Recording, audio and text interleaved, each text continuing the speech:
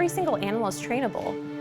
Understanding how animals learn helps us to train all types of animals.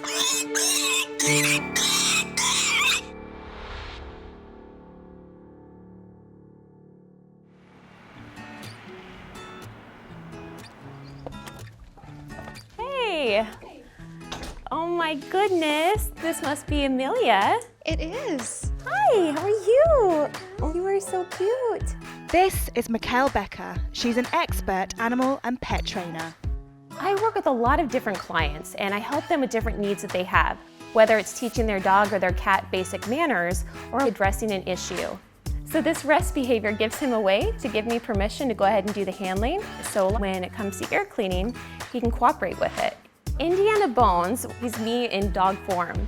And Indy loves to always stay busy. It's hard for him to sit still and chill. And that's really me too.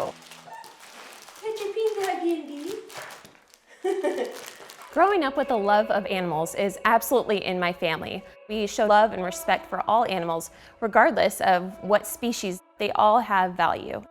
In her day-to-day, she helps pet owners who are struggling to tame their unruly animals. She's also co-authored 7 books alongside her celebrity veterinarian father, Marty. And she has her own dedicated fan base online.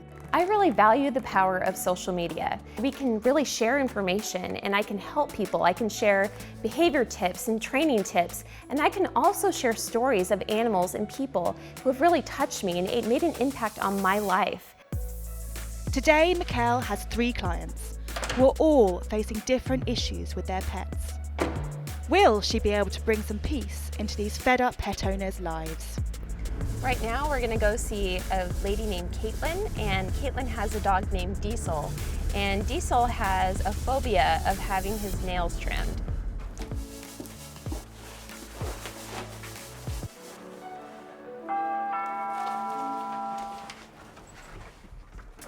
Oh, hello. Hi, I'm Mikael. Nice to meet you. Nice to meet you. Hi. So Caitlin, what is going to help you today? The biggest thing is reducing his stress level while I'm trimming his nails. A nail gets clipped. Yes. He freaks out. Yes.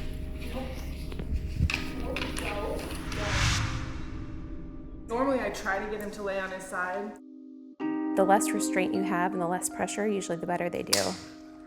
Good boy. Do you mind if I just start to add in just a little bit of a change? Yeah. So we're just gonna go ahead and give him treats for being in that position. And then what I want you to do, go ahead and just set down the nail trimmers for now.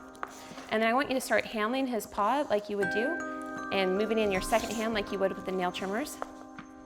There's a lot of really bad information out on the internet, a lot of bad information. And that's part of what fuels my passion to be able to share the good information, because it's not about me, it's about people, it's about animals, it's about relationship, and it's about making a positive difference in the world. So I want to reward him when he's still. So that's my goal. So go ahead and start handling his back paws. Good. I want you to start up on his shoulder or up on his hip. So then starting there and then moving down. There we go. So then moving down so it's less of a surprise to him so he knows where you're at. And then start to do a little bit of handling. Treat.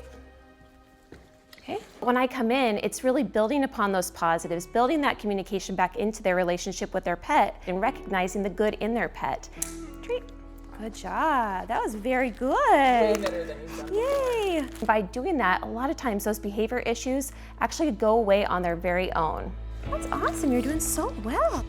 Typically, if I was doing this in this room by myself, he would have run off a million times. He would have tried to jump on me. Not in anger, but he would have tried to jump on me just being a little more being stressed. him. Yeah. With Diesel's nail clipping neurosis softening, Mikael is off to meet her next problematic pet. Boy. Okay, thanks Caitlin. I'm happy to come back anytime. Thanks for letting me work with him. He was so fun. Bye. Bye-bye.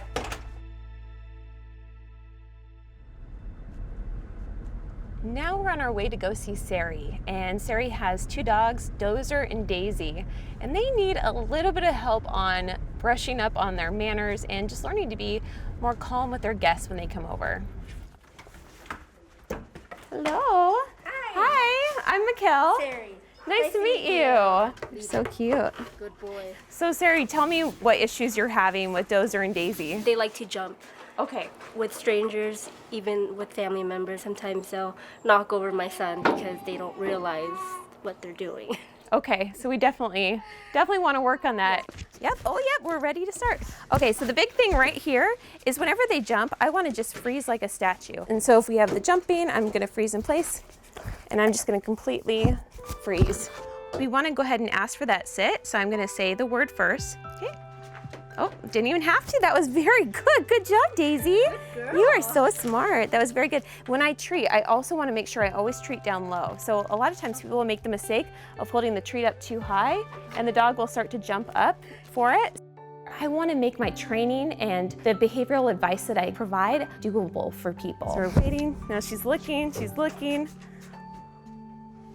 Old habits take a little while to break, so that's something to be aware of. Sit. Good job. And I want to go ahead and reward. That was good too, because even right there when he got excited, he thought about jumping. Did you see that? And then he's like, nah, yeah. And then he's like, okay, I guess I better not do that. It's absolutely essential that I work with the people and I have that connection with them, because if I miss that, there's no way I'm going to be able to help that pet.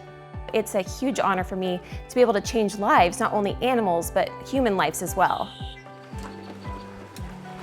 Thank you. Mikael's final stop for the day will be with Ashley, whose unconventional pet has been causing quite a commotion. I have the most fun training a pig.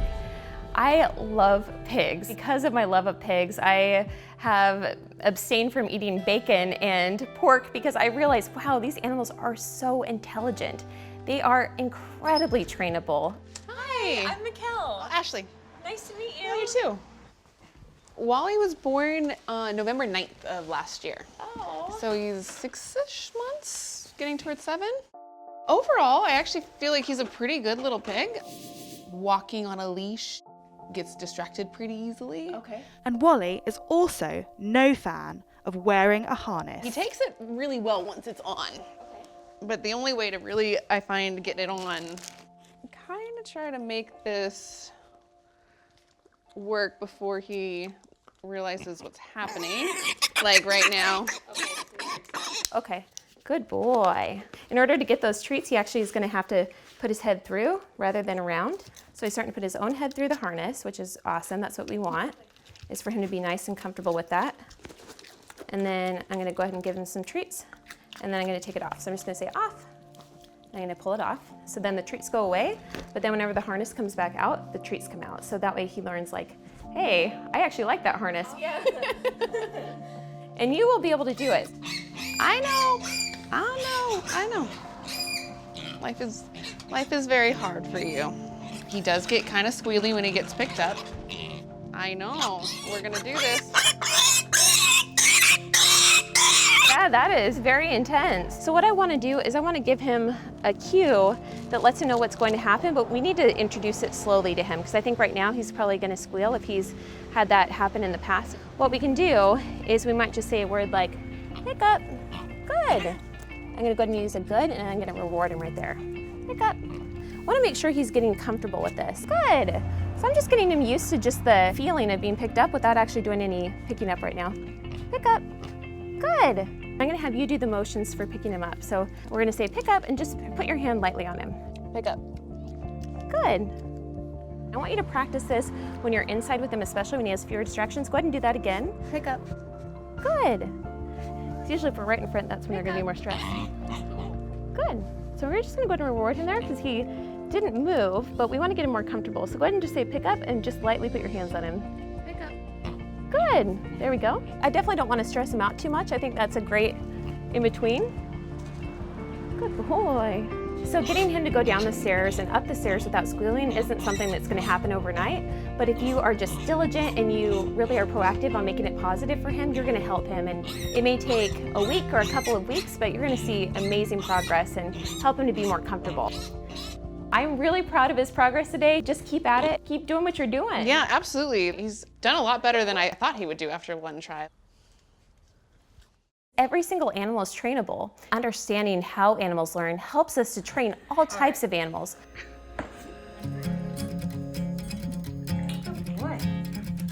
Just help helping to change little things that they do is gonna make a huge impact in that animal's life and in their relationship with their human. Good boy. Good job. We go ready, set, go. Yay, good job, bud. Good job, Andy. While there's no perfect pet, he's a good boy. The real goal is making that pet perfect for that person and for that household. And that's really looking at what that person's goals may be for their animal. Okay, go. When it's all said and done, my favorite thing about being able to work with animals is, well, selfishly, it just makes me happy. Honestly, like today, I still am kind of in shock. I can't believe I'm doing this for a living because I love what I do.